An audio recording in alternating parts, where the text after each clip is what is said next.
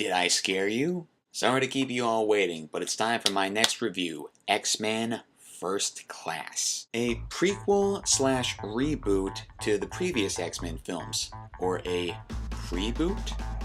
This is basically the story of how the X-Men and everything around them got started. It features Charles Xavier, played by James McAvoy, and Eric Lencher, played by Michael Fassbender. It explains their relationship and how things began back when they were friends working on the same side. This is before Charles became Professor X, who is the leader of the X-Men, and before Eric became Magneto, who leads the Brotherhood.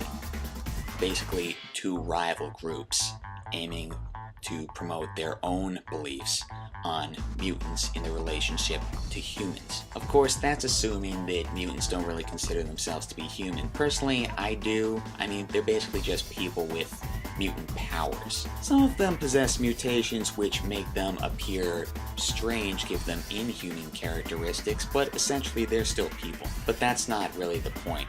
It's more the conflict between Charles and Eric, because Charles believes that mutants and humans can live peacefully with one another, whereas Eric believes that mutants can never be accepted by humans and they don't belong together, that mutants should be the dominant race. However, Magneto is not the main antagonist of this. The main antagonist is Sebastian Shaw, played by Kevin Bacon. He is a mutant with the ability to absorb the energy of others and use it as his own.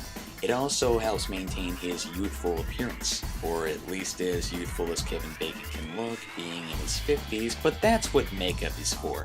Oh, I'm reading your mind. I'm sensing that you want me to get on with this and get to the pros and the cons. Pros.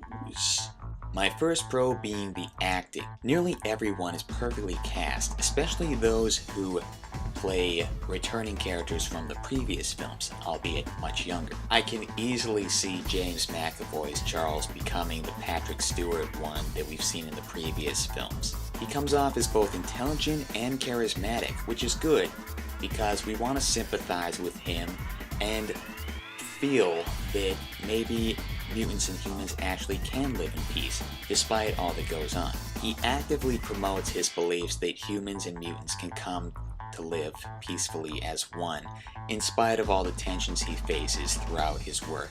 His skills as a telepath and the ability to control the minds of others is also quite useful. Also, Michael Fassbender as Eric. This was a difficult role for him because Eric, who becomes Magneto, essentially ends up being somewhat of a villain in the later films. So he needed to create a character that we could still sympathize with and see as being a good man who got corrupted by his negative beliefs towards humans. Nice work, Michael. Nice work. Kevin Bacon does a good job as the main villain, as he actually has a past with Eric. He also has a lot to do with Eric's vindictive way of thinking, but I'm not spoiling anything. Most of the supporting actors are quite good as well, but let's get on to the next pro. The effects are top notch, and not just the CGI work, the makeup is also really good. Just everything looks very realistic, as it should with the technology we have these days, and there's all sorts of mass destruction. And you gotta love Mystique, the blue woman previously played by Rebecca Romijn, who has a somewhat bizarre appearance, yet still a very attractive one in a way. And not to mention the fact that she has the ability to change her appearance at will. And then there's the character Beast, previously played by Kelsey Grammer in X3. He uses his feet like hands. Seriously, his feet are hands. But I think I should hurry this along.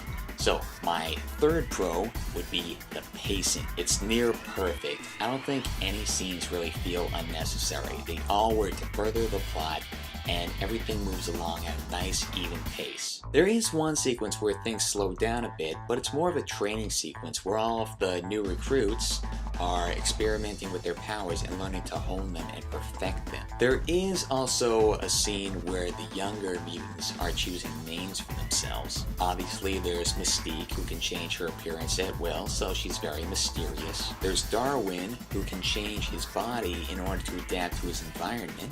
Banshee, who can use his voice to create supersonic waves. Havoc, who can generate these bursts of energy that shoot from his body. And lastly, Angel, who has wings which allow her to fly. Wait a minute. Wasn't there already an angel in X3 played by Ben Foster? And he had actual angel wings.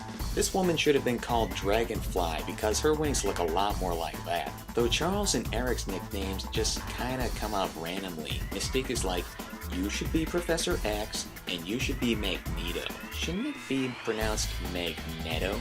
Not a big deal, so let's get to my fourth and final pro, the explanations. Perhaps the most important thing about a prequel, to show the origins of these characters, show how all of this came to be.